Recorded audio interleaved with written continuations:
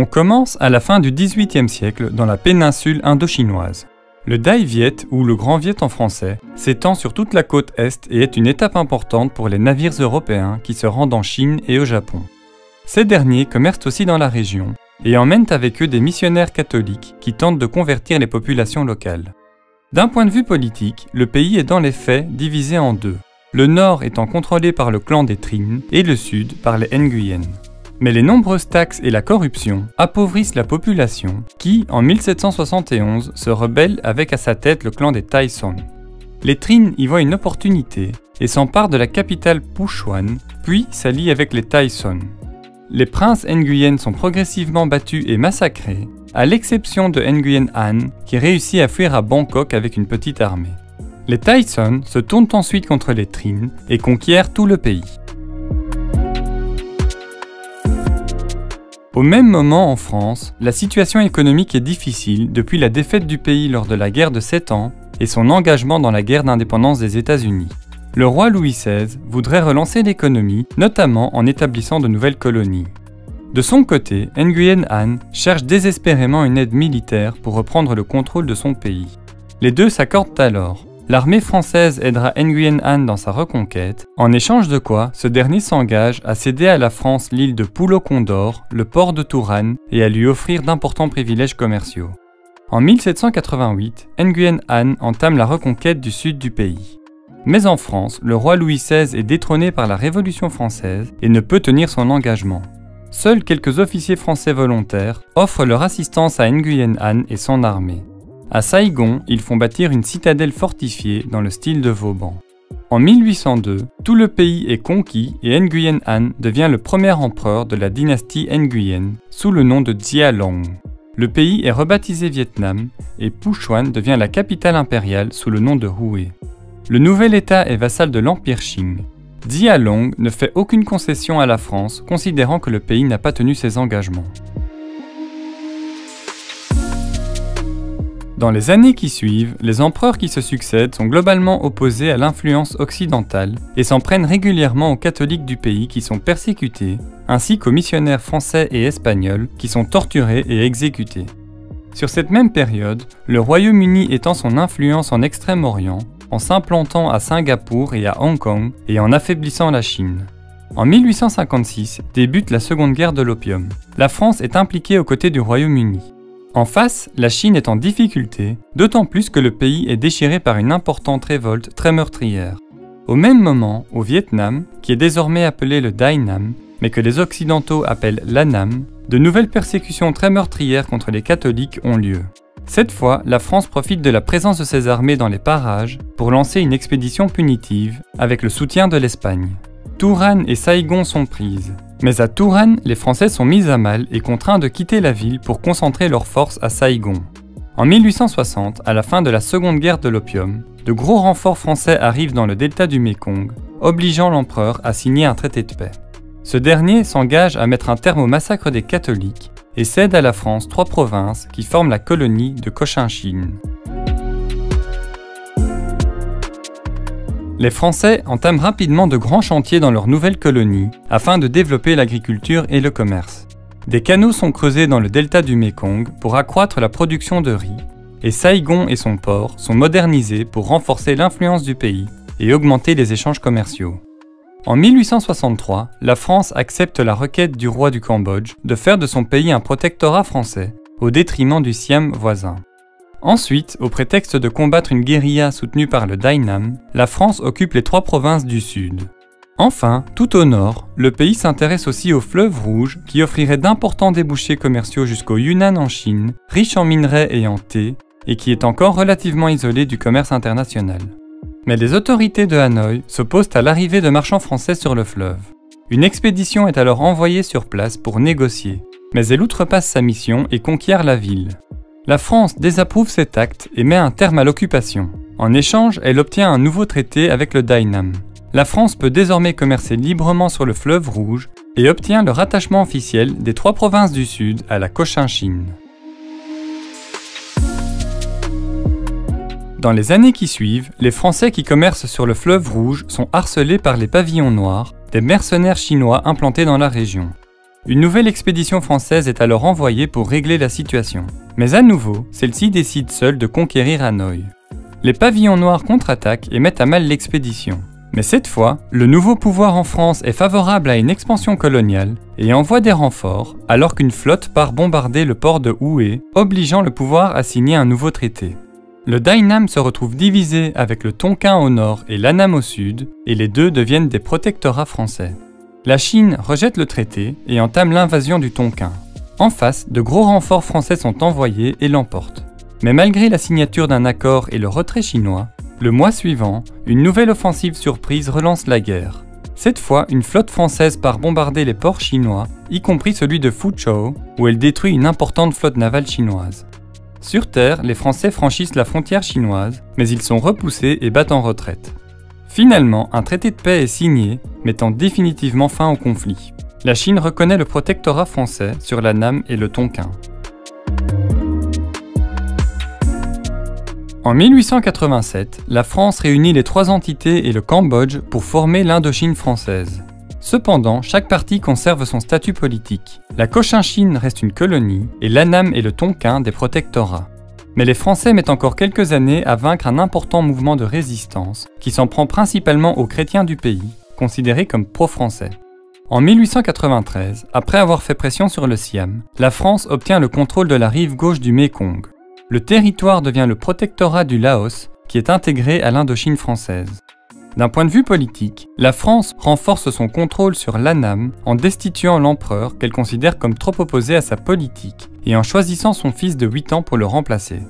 D'un point de vue économique, le riz reste le principal revenu de la colonie. La France tente alors de diversifier ses productions et importe l'EVA afin de produire du caoutchouc. La demande mondiale étant alors importante avec l'apparition de l'automobile et le boom de la bicyclette. Lors de la Première Guerre mondiale, la colonie fournit d'importantes quantités de matières premières et envoie en France plus de 90 000 travailleurs et soldats. Dès la fin de la guerre, la France promet de moderniser ses colonies. En Indochine, l'université de Hanoï et une dizaine d'écoles supérieures sont ouvertes. À Paris vit un Annamite surnommé Nguyen Ai Quoc, c'est-à-dire Nguyen le patriote en français. Après avoir beaucoup voyagé à travers le monde, il s'intéresse de plus en plus à la politique et plus particulièrement à la révolution bolchevique de Lénine qui revendique le droit des nations à disposer d'elles-mêmes. Il rejoint le Parti communiste français dès sa création et part en 1923 à Moscou pour suivre des cours dans l'Université communiste des travailleurs d'Orient. Quelques années plus tard, en 1930, il fonde à Hong Kong le Parti communiste vietnamien dont la principale revendication est l'indépendance du Vietnam. Au même moment, en Indochine, alors que la modernisation n'a pas lieu, des mouvements nationalistes émergent et mettent à mal le pouvoir français. Par ailleurs, le nouvel empereur Bao Dai, qui a étudié en France et dont le pouvoir est limité, tente des réformes, mais il est peu populaire car il est catholique et trop occidentalisé. Au début de la Seconde Guerre mondiale, la France est envahie par les armées allemandes. L'Indochine se retrouve dirigée par une administration liée au gouvernement de Vichy. Mais le Japon, qui est allié à l'Allemagne et qui est en guerre contre la Chine, lui reproche de ne pas suffisamment contrôler la frontière par où transitent des ressources vitales pour l'armée chinoise. Après une première tentative d'accord, les Japonais envahissent militairement le Tonkin. Les Français sont vaincus et contraints de céder au Japon un accès privilégié aux ressources de la colonie et le droit de circuler librement sur le territoire. La souveraineté française est maintenue, mais se retrouve sous étroite tutelle japonaise. Mais vers la fin de la guerre, voyant la victoire alliée se profiler, le Japon anticipe son départ et décide d'établir des États asiatiques qui lui sont favorables. En quelques jours, toute l'administration coloniale française est démantelée et les troupes françaises sont désarmées et faites prisonnières. Ceux qui résistent sont exécutés. Le Japon crée ensuite l'Empire du Vietnam, qui réunit le Tonkin et l'Annam avec Bao Dai à sa tête et pousse le Cambodge et le Laos à prendre leur indépendance. Mais au même moment, Nguyen Ai Quoc, qui depuis le début de la guerre est présent dans le Tonkin et qui se fait maintenant appeler Ho Chi Minh, est désormais à la tête du Viet Minh, une organisation militaire indépendantiste qui lutte à la fois contre la colonisation française et contre l'occupation japonaise. Il gagne le soutien de la population, qui souffre d'une terrible famine causée par l'occupation japonaise et les bombardements alliés. Le 15 août 1945, le Japon annonce qu'il capitule. Dans la foulée, le Viet Minh profite de la situation pour s'imposer dans tout le pays et pour obtenir l'abdication de Bao Dai. Le 2 septembre 1945, alors que le Japon signe la capitulation, Ho Chi Minh proclame l'indépendance de la République démocratique du Vietnam. Mais en France, le général de Gaulle veut reprendre le contrôle de l'Indochine. Au nord, une armée chinoise entre dans le Tonkin, alors qu'au sud, une armée anglo-indienne débarque à Saigon, où elle tente de rétablir l'ordre en libérant les prisonniers français. Mais une grande partie de la population est hostile au retour des colons, et des émeutes éclatent, aboutissant au massacre de centaines de Français. Le mois suivant, l'armée française débarque à son tour et parvient difficilement à reprendre le contrôle de la Cochinchine et du sud de l'Annam, le nord restant aux mains du Viet Minh. En parallèle, des négociations ont lieu et aboutissent d'une part au retrait des forces chinoises du Tonkin et d'une autre à un premier accord avec Ho Chi Minh pour trouver une solution pacifique. L'armée française peut réinvestir Hanoï sans combat, en échange de quoi Ho Chi Minh part en France pour négocier la reconnaissance du Vietnam qui doit être intégré à l'Union française. Mais le principal désaccord concerne la Cochinchine que la France refuse de céder au Vietnam. Profitant que Ho Chi Minh soit en France, la République autonome de Cochinchine est proclamée, ce qui fait échouer les négociations. De retour au pays, Ho Chi Minh reprend les armes contre les Français, ce qui marque le début de la guerre d'Indochine. Après avoir échoué à reprendre Hanoï, les forces Viet Minh se replient dans les régions montagneuses au nord. La France crée alors l'État du Vietnam, auquel est intégrée la Cochinchine, avec Bao Dai à sa tête. Au même moment en Chine, après la victoire des communistes contre les nationalistes, Mao Tse-tung proclame la République populaire de Chine. Le Viet Minh y gagne un allié de taille et se réorganise, gagnant progressivement des territoires. Mais dans le nouveau contexte de la guerre froide, les États-Unis entament une politique interventionniste dans le monde afin d'endiguer l'expansion du communisme. Le pays, qui est déjà impliqué en Corée, considère la guerre d'Indochine non plus comme une guerre coloniale, mais comme une guerre contre le communisme. Par conséquent, les États-Unis soutiennent désormais militairement la France. Celle-ci fait fortifier Hanoï et reprend le contrôle du delta du fleuve Rouge. Le front se fige ensuite et la guerre s'enlise. En 1953, les armées Viet Minh étendent leur contrôle vers l'ouest, occupant aussi une partie du Laos, qui obtient officiellement son indépendance. La France réagit en parachutant des forces en plein cœur de la zone Viet Minh afin d'établir une zone fortifiée qui bloquerait la route principale qui mène au Laos. Mais les Viet Minh contre-attaquent et au bout de 2 mois de combats acharnés, l'emportent, faisant près de 12 000 prisonniers français. La France se retrouve contrainte de négocier la paix. Le 20 juillet 1954 à minuit, un traité est signé. Le Vietnam se retrouve temporairement divisé à hauteur du 17e parallèle, avec la République démocratique du Vietnam communiste au nord et l'État du Vietnam au sud avec Bao Dai à sa tête. Un référendum doit être organisé pour la réunification du pays. Les États-Unis et le Sud-Vietnam ne signent pas l'accord. Au sud, Bao Dai est évincé du pouvoir par son premier ministre Ngo Dinh Diem. Ce dernier fonde la République du Vietnam et renforce son alliance avec les États-Unis en allant rencontrer le président Eisenhower. Mais sa politique autoritaire le rend impopulaire et renforce les mouvements d'opposition. Parmi eux, les communistes du Front national de libération du Sud-Vietnam sont ravitaillés par les Nord-Vietnamiens via un ensemble de routes et de pistes qui sont construites secrètement de part et d'autre des frontières avec le Laos et le Cambodge. La situation se complique et oblige les États-Unis à renforcer leur soutien afin d'éviter un nouveau revers dans le cadre de la guerre froide. Le pays vient en effet d'échouer à renverser les communistes de Cuba et n'a pu empêcher la construction du mur de Berlin. Mais la politique trop violente de Ngo Dinh Diem, notamment contre la majorité bouddhiste, pousse les États-Unis à soutenir un coup d'État. La situation est encore plus instable et le pouvoir de Saigon s'effondre. Les États-Unis utilisent alors comme prétexte une série d'incidents controversés dans le golfe du Tonkin entre ces navires militaires et des torpilleurs nord-vietnamiens pour entamer des bombardements au nord et pour envoyer des troupes militaires au sud. Le Nord-Vietnam étant allié à la Chine et à l'URSS, les États-Unis limitent dans un premier temps leurs bombardements afin d'éviter l'escalade jusqu'à une guerre nucléaire. Le pays évite à tout prix d'attaquer Hanoï, le port stratégique de Haiphong et les zones frontalières chinoises. La piste Ho Chi Minh est la principale cible afin d'interrompre le ravitaillement en armes et en hommes du Front National de Libération, qui est désormais fort d'environ 300 000 hommes. Ces derniers, que les États-Unis appellent les Viet Cong, organisent une guérilla depuis la jungle où ils se cachent. Les États-Unis ont beau avoir la meilleure armée au monde, ils ne parviennent pas à obtenir une bataille rangée face à un ennemi invisible et très bien organisé. Les États-Unis tentent alors de déloger les Viet Cong de leur cache et de détruire les cultures en brûlant la jungle avec du napalm et en déversant massivement un puissant herbicide appelé l'agent orange. Par ailleurs, des troupes sont régulièrement larguées dans les zones contrôlées par les Viet Cong, attaquant par surprise les villages à la recherche des communistes. Au nord, les États-Unis intensifient leurs bombardements, mais en face, les Nord-Vietnamiens préparent un plan et organisent des attaques proches de la frontière afin d'attirer les troupes états-uniennes dans cette zone. Le 30 janvier 1968, une énorme contre-offensive coordonnée par le Nord-Vietnam et les Viet Cong est organisée dans tout le sud. Une centaine de villes et de bases militaires sont attaquées en même temps. Les États-Unis mettent un mois à reprendre la main, mais le pays réalise que la victoire lui échappe, à moins d'augmenter encore les effectifs.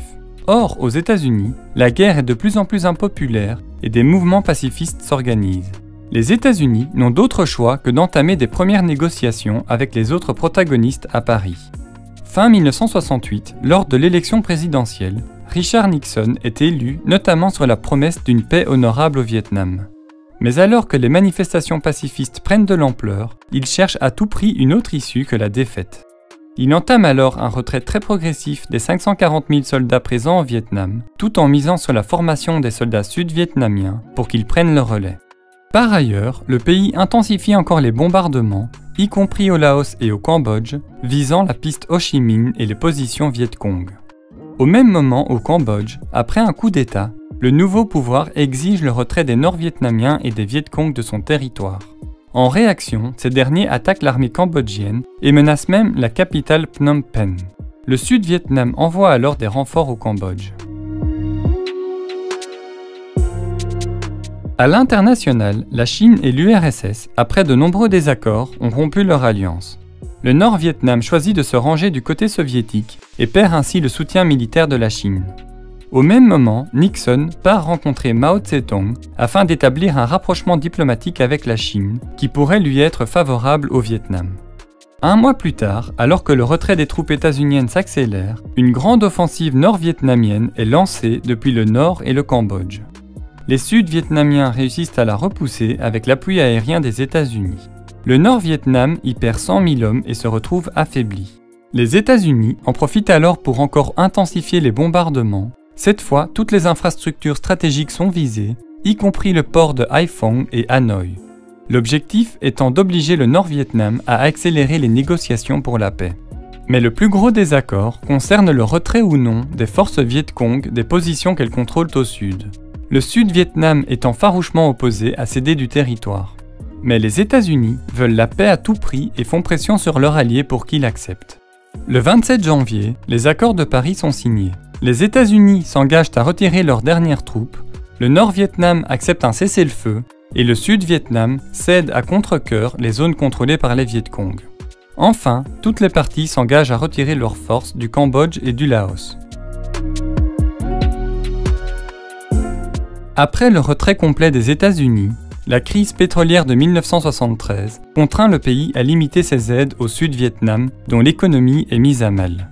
Le Nord-Vietnam en profite et relance l'offensive en décembre 1974. Les forces sud-vietnamiennes sont submergées et demandent de l'aide aux États-Unis, mais le Congrès bloque toute intervention militaire. En avril, Saigon tombe, la ville est rebaptisée Ho Chi Minh Ville en hommage à l'ancien leader nord-vietnamien qui est mort de maladie durant la guerre. Au même moment, le Cambodge tombe aux mains des Khmers rouges communistes, puis, le mois suivant, le Laos se retrouve à son tour contrôlé par des communistes. En 1976, la République socialiste du Vietnam est proclamée, réunifiant le Nord et le Sud. Environ 3 millions de personnes sont mortes durant la guerre, alors que le pays est ravagé par les 7 millions de tonnes de bombes qui ont été larguées par les États-Unis, ce qui représente environ 3 fois plus de bombes que celles larguées en Europe durant la Seconde Guerre mondiale. 20% des forêts du pays et une grande partie des terrains agricoles sont contaminés par l'agent orange, ce qui va provoquer des maladies auprès de 1 à 3 millions de personnes, dont de nombreux enfants qui naîtront avec des malformations. Enfin, environ 1 million de personnes fuiront le nouveau pouvoir communiste. Au Cambodge, qui est appelé le Kampuchea démocratique, les Khmers rouges mettent en place une dictature extrêmement violente. Le pays, qui reçoit un soutien militaire de la Chine, s'oppose à la domination vietnamienne dans la région et organise des raids contre les villages vietnamiens frontaliers. En réaction, en décembre 1978, l'armée vietnamienne envahit le pays et met en place un pouvoir qui lui est favorable. En représailles, la Chine lance une expédition punitive et entame l'invasion du nord du Vietnam. Après avoir évolué sur quelques dizaines de kilomètres, les forces chinoises font demi-tour, ravageant tout derrière elles. Les deux camps revendiquent la victoire. La tension restera ensuite importante entre les deux pays, aussi car les deux revendiquent le contrôle des îles Paracel et Spratly, qui sont situées en mer de Chine méridionale.